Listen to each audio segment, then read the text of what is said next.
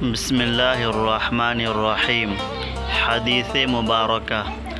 رسول اللہ صلی اللہ علیہ وسلم نے ارشاد فرمایا کہ تم میں سے کوئی بیت الخلاء میں جائے تو قبلہ کی طرف منہ نہ کرے، اس کی طرف پشت نہ کرے، بلکہ مشرق کی طرف منہ کر لو یا مغرب کی طرف۔ ہمارے نبی حضور پاک صلی اللہ علیہ وسلم اس حدیث شریف میں بہت ہی اہم باتیں ارشاد فرمائی ہیں۔ اللہ کے نبی صلی اللہ علیہ وسلم ہر جگہ پر، ہر وقت، ہر لمحے میں کچھ نہ کچھ باتیں امت کو سکھائی ہیں اور بتائی ہیں۔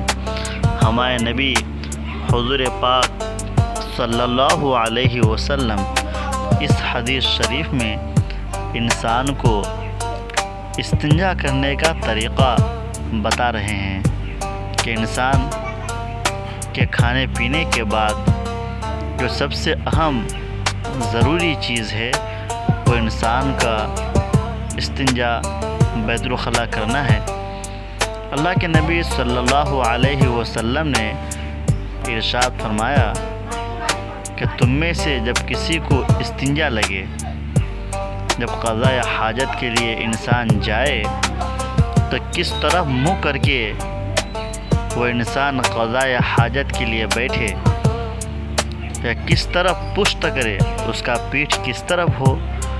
ہمارے نبی حضور پاک صلی اللہ علیہ وسلم نے بتایا کہ انسان جب قضاء حاجت کے لیے جائے، استنجا کے لیے جائے، تو اس انسان کا منہ قبلہ کی طرف نہ ہو۔ اگر منہ قبلہ کی طرف ہوگا تو ان کا شرمگاہ بھی قبلہ کی طرف ہوگا، پھر ان کو استنجا، پاخانہ یا پیشاب جب کرے گا تو قبلہ کی طرف ہوگا۔ اس لیے ہمارے نبی حضور پاک صلی اللہ علیہ وسلم نے ارشاد فرمایا کہ کوئی بھی قبلہ کی طرف منہ کر کے نہ بیٹھے۔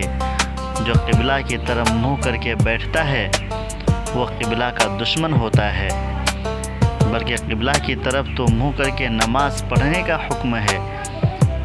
کوئی انسان قبلہ کی طرف سے منہ پھیر لے اور پھر اچھی طریقے سے خشوع اور خضوع کے ساتھ نماز پڑھے تو اس کی نماز نہیں ہوگی۔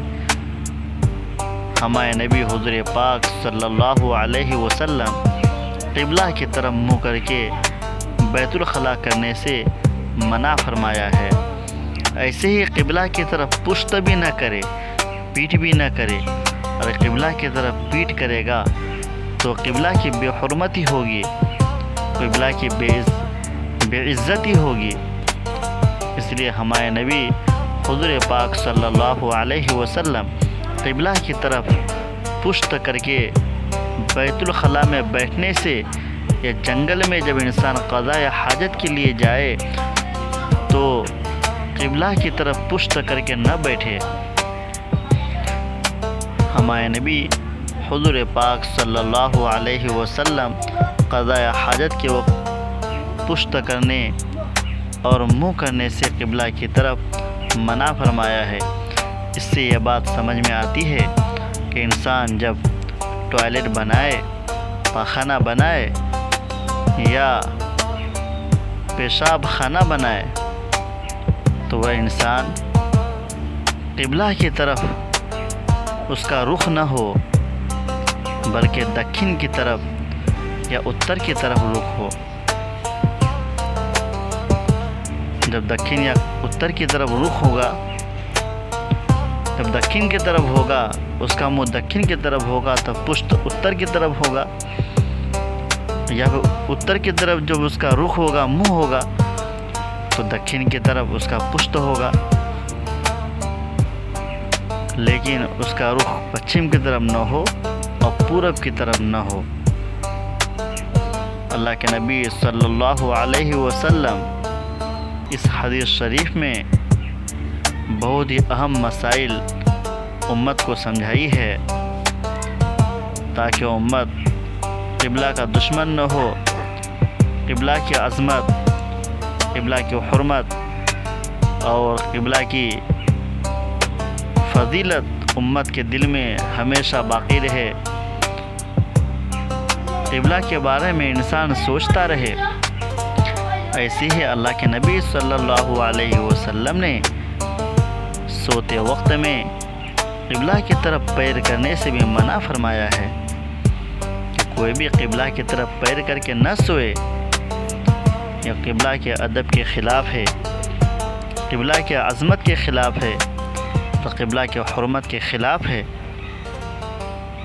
اس لیے امت کو اس بات کو مد نظر رکھنے کی ضرورت ہے کہ امت قبلہ کی طرف پیر کر کے نہ سوئے، ایسے قبلہ کی طرف پشت کر کے قضاء حاجت کے لیے نہ بیٹھے، استنجا کے لیے نہ بیٹھے، ایسے قبلہ کی طرف منہ کر کے استنجا کے لیے نہ بیٹھے، بلکہ اتر کی طرف ہو یا دکن کی طرف ہو۔ یہ حدیث بہت چھوٹی ہے، تو اس حدیث پاک میں بہت ہی جامع باتیں ارشاد فرمائی گئی ہیں۔ امت کو اللہ کے نبی صلی اللہ علیہ وسلم نے کسی بھی جگہ لاوارث نہیں چھوڑا، بلکہ ہر ایک موڑ پر، ہر ایک جگہ میں، ہر ایک لمحے میں اللہ کے نبی صلی اللہ علیہ وسلم امت کی رہنمائی فرمائی ہے تاکہ امت صحیح راستے پر چلنا شروع کر دے۔